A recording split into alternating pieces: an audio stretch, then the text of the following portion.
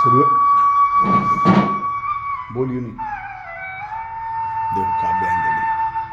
नमस्कार, आदाब। दूरदर्शन मध्य प्रदेश के बेहद खास कार्यक्रम काव्यांजलि में आप सभी दर्शकों का स्वागत है, वंदन है, अभिनंदन है।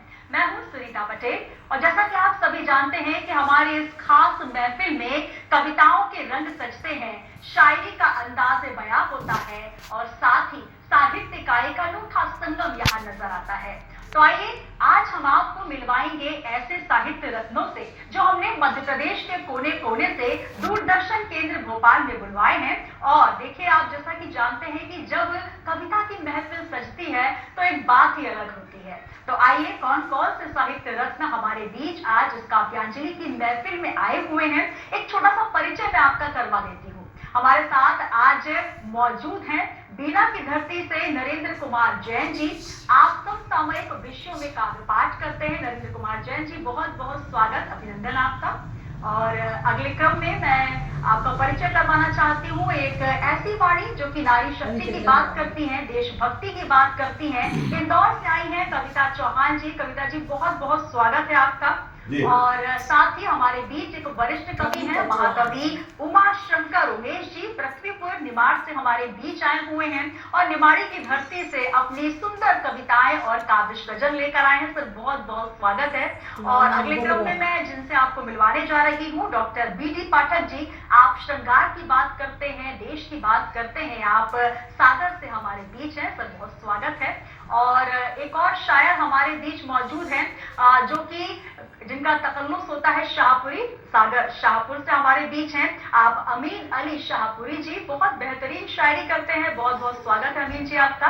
और अगले क्रम में मैं जिनसे आपको रूबरू कराने जा रही हूँ, हमारे बीच यशवंत चौहान जी हैं जो कि राजगढ़ से हमारे बीच हैं और अपनी ओजस्वी वाणी के लिए जाने जाते हैं। बहुत बहुत स्वागत है सर आपका।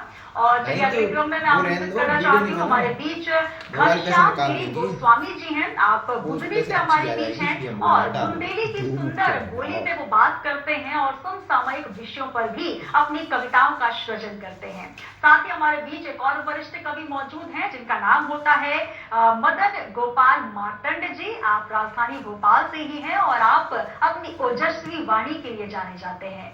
तो आप सभी कवियों का मैं सुनीता पटेल एक बार फिर पुनः अभिनंदन करती हूँ। और जैसा कि कविता की जब महफिल सजती है तो सबसे पहले आराधना होती है सुरों की देवी और वीणा वादिनी जिनको कहा जाता है, श्वेत वस्त्रा जिसको कहा जाता है, माँ शारदे की हम वंदना करते हैं। और आइए चार पंक्तियां उनको समर्पित करती हूँ कि मुस्कुराती जिंदगानी चाहिए, काव्य में ऐसी रवानी चाहिए और सारी दुनिया हो सकती है आपकी, बस एक उसकी मेहरबानी चाहिए, बस एक उसकी मेहरबानी चाहिए।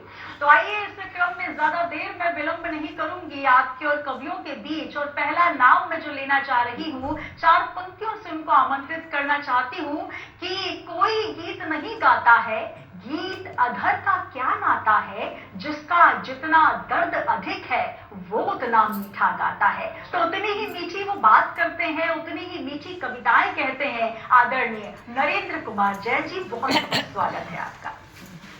चंद लाइनें आपको प्रस्तुत कर रहा हूँ, सुनिएगा। इस देश की माटी के संग संग सबको प्रणाम मैं करता हूँ। आदेश हुआ है अब मुझको कविताएं प्रस्तुत करता हूँ। गलती हो सकती है मुझसे, गलती हो सकती है मुझसे, क्षमा मुझे तुम कर देना। नया कवि होने के नाते ध्यान तुम इस पर ना देना। क्या बात है, बहुत बहुत बढ़िया। मेरी पहली कविता का शीर्षक है गरीब माँ का बेटा। सुनिएगा इसको। गरीब माँ का बेटा हूँ, वह राजा कह के बुलाती है, मुझको खुशियाँ देती है और माँ तकलीफ उठाती है। ऐसी प्यारी माता का मैं अनंत बार गुणगान करूं, ऐसी प्यारी माता का मैं अनंत बार गुणगान करूं। शब्द नहीं है कहने को कैसे उसका बखान करूं। सिर में जरा भी दर्द हुआ, सिर में जरा भी दर्द हुआ, वह सारी रात न सोती है। मेरी माता चांदी सोना सचमुच हीरा मोती है। कपड़े धोए बर्तन मांजे, रूखी रोटी वह खाती है। माता सादा भोजन करती, मुझको खीर खिलाती है। जहाँ तक मैंने पढ़ना चाहा, जहाँ तक मैंने पढ़ना चाहा, कभी न उसने मना किया। अनपढ़ रहे ना उसका बेटा, ऐसा अनुपम काम किया। ऐसी प्यारी माता को मैं नमन हृदय से करता हूँ, ऐसी प्यारी माता को नमन हृदय से करता हूँ। उपकार कभी ना माँ का भूलूं, यही प्रार्थना करता हूँ। एक निवेदन आपसे हाथ जोड़कर करना है, जो भी माँ ने प्यार दिया वापस ज्यादा करना है। लाख दुआएं मिलेंगी माँ की, नेक इंसान कहलाएंगे। दिन में होली, रात दिवाली, हर दिन इसे मनाएंगे, हर दिन इसे मनाएंगे। दूसरी कविता और सुन लीजिए, जिसका शीर्षक है बागवान को देखकर। बागवान को देखकर मन में आया विचार, नहीं भरोसा रूम का, कहाँ लगता परिवार। बागवान को देखकर मन में आया विचार, नहीं भरोसा रूम का, कहाँ लगता परिवार। यही सोच कर हमने भी दिल में किया विचार, अंतिम सांसों तक करूं अपना कारोबार। खबरें खूब सुनी हमने, झूठी नहीं कहानी है। वृद्धाश्रम में जाकर देखो, उनकी स्वयं जुबानी है। कम मिलते हैं आज्ञाकारी, कम मिलते हैं